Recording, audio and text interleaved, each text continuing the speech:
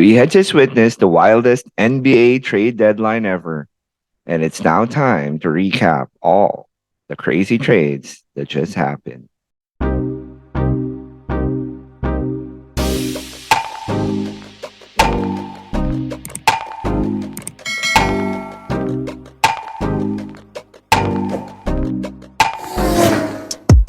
Yes, sir. Welcome back to Dimers TV. I'm your host, J.I. Dimes, and for today's episode, episode 31, we will be recapping the wildest trade deadline ever, the 2023 NBA trade deadline.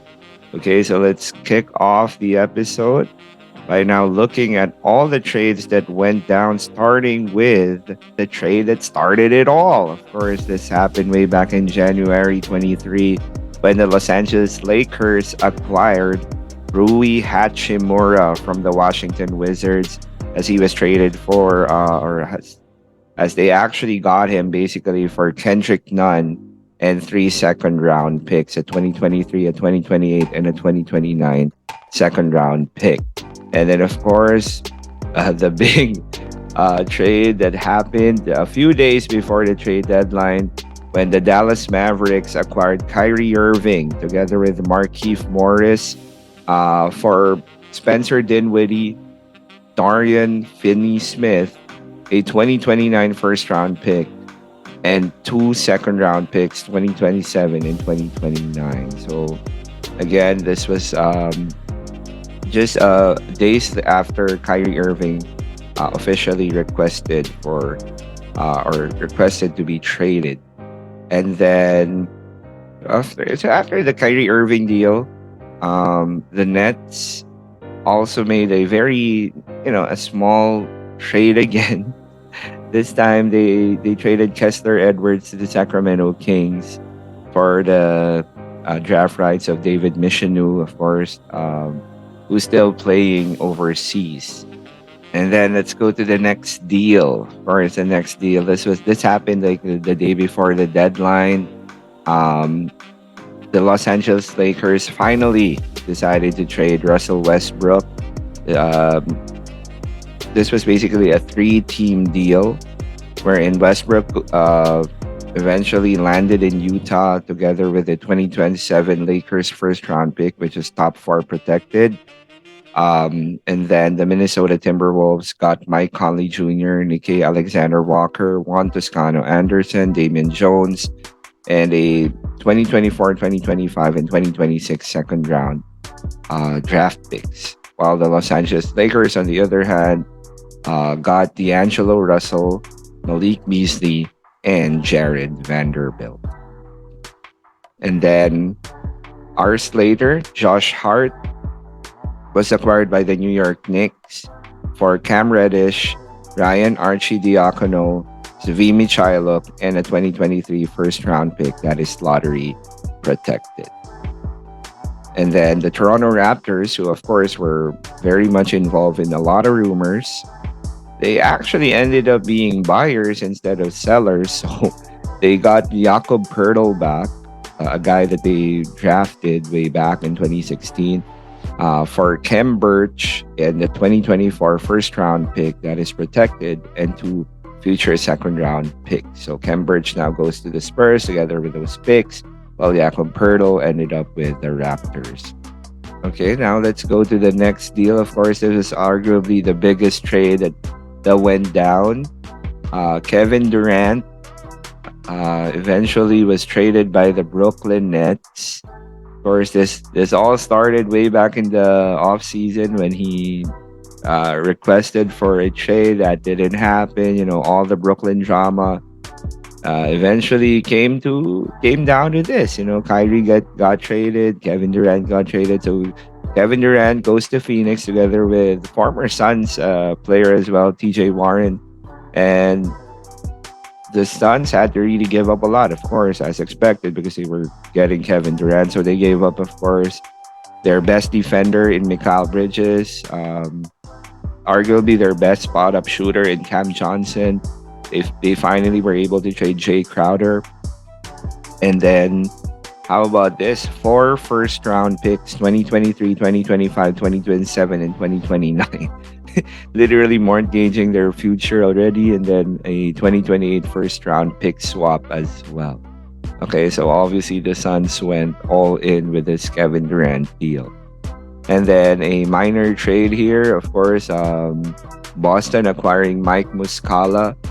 So, Boston really like wanted to get a big. Well, this wasn't really um, like a super big deal, but they did get Mike Muscala for Justin Jackson and two second round picks. So Jackson now goes to Oklahoma City, while Mike Muscala ends up in Boston. And then Jay Crowder didn't really stay long in Brooklyn. Brooklyn traded him to the Milwaukee Bucks. Basically, the Nets got two second round picks, while Milwaukee also had to give up Jordan Mora, George Hill, and Serge Ibaka, who all went to Indiana. And Indiana also got three second round picks in return. Okay, so Crowder goes to Milwaukee. Brooklyn gets some second round picks, while Indiana gets Jordan Mora, George Hill, Serge Ibaka, and three second round picks. Now, for of course, this is one of the funniest deals. Of course, the very popular shot now of LeBron breaking the record, and then of course Thomas Bryant asking for the ball and all of that. And just hours later, well, Thomas Bryant got traded to the Nuggets for Devon Reed and three second round picks. I guess you shouldn't be asking for the ball when the king is about to break the record. So Thomas Bryant is now with the Nuggets. And then a deal between the Sixers, Blazers, and the Hornets. Jalen McDaniels, who's balling this season, is not going to be going now to Philadelphia, while defensive specialist Matisse Thybulle will now go to Portland, while Charlotte gets basically multiple second round picks and Svi Michailov. Okay. Next, the next deal would be, of course, a four-team deal wherein the Warriors finally gave up on James Wiseman, the number 2 pick in the 2020 draft. Wiseman is now with the Pistons, while Sadiq Bey will be going to the Atlanta Hawks. But in turn, because of this deal, Golden State was able to reacquire Gary Payton, the second, basically for 5 future second round picks that will be going to Portland, and also Kevin Knox, who will be ending up in Portland. And then the Lakers making with Thomas Bryant getting traded, so the Lakers needed to find a replacement, so they traded Patrick Beverly and a second round pick to the Orlando Magic to get the 6th overall pick in the 2018 draft, Mo Bamba. So let's see, if Mo Bamba, he hasn't really played a lot this season. Let's see if he's a good fit for the Lakers, so it's going to add a lot of size for them as well, and will provide more defense compared to Thomas Bryant. Now, for the Clippers, who were looking for a backup big, they will now get Mason Plumlee, or they got Mason Plumlee in exchange for their point guard Reggie Jackson and a 2028 second round pick. So the Hornets now have Reggie Jackson. The Clippers now have the much improved Mason Plumlee. And then another trade here by the Clippers. This is another funny trade here. We know what happened with John Wall, saying a lot of stuff about the Houston Rockets and how he didn't enjoy his time there.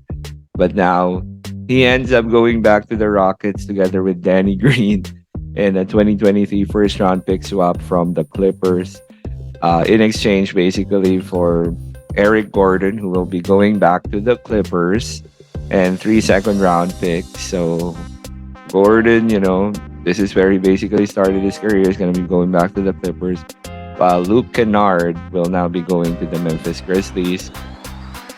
Basketball wise, perfect fit, but of course maybe Kennard will probably have to do more trash talking in order to perfectly fit with the Grizzlies.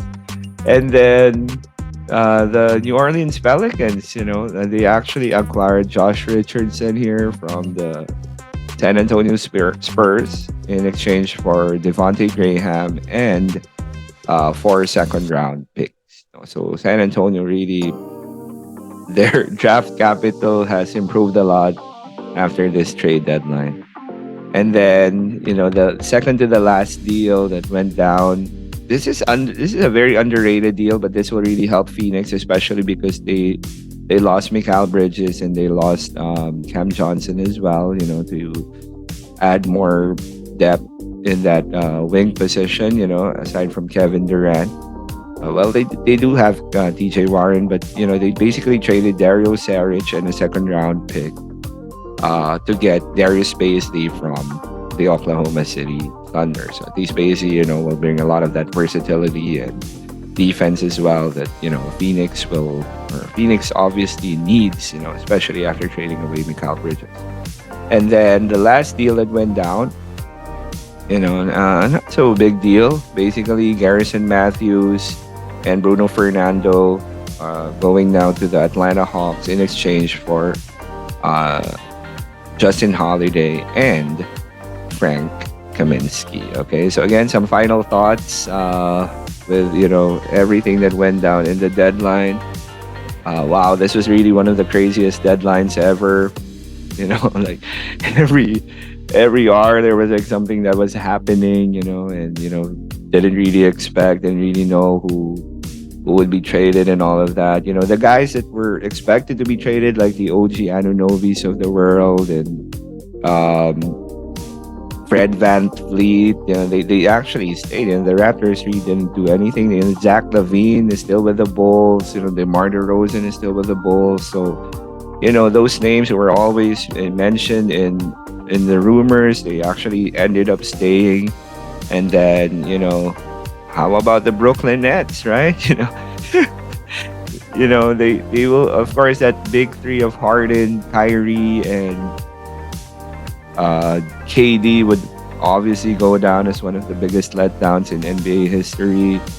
They never really got to play together, and then that didn't really pan out. Kyrie going to Brooklyn, KD going to Brooklyn didn't really pan out. All of them are gone now. So, Brooklyn is now obviously in rebuilding mode.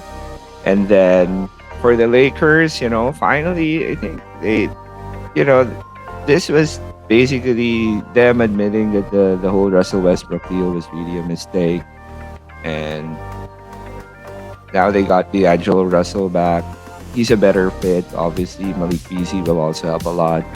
I think it was an underrated piece that they got there was Jared Vanderbilt. Great defender, great rebounder. And then, probably some Lakers fans would not appreciate, them letting go of Thomas Bryant. But we all know that, the defensive prowess of Mo Bamba is what really is the one thing that really wanted. He brings a lot of length and defense that Thomas Bryant really didn't bring to the table. Even though, of course, offensively, Thomas Bryant did really show a lot of improvement as well. But they also probably couldn't pay him anymore after some good performances. He would definitely fit well with the Nuggets as well. And then, of course, the Kyrie Irving deal. Let's see how that's gonna work out. So far he did really well in his first game there.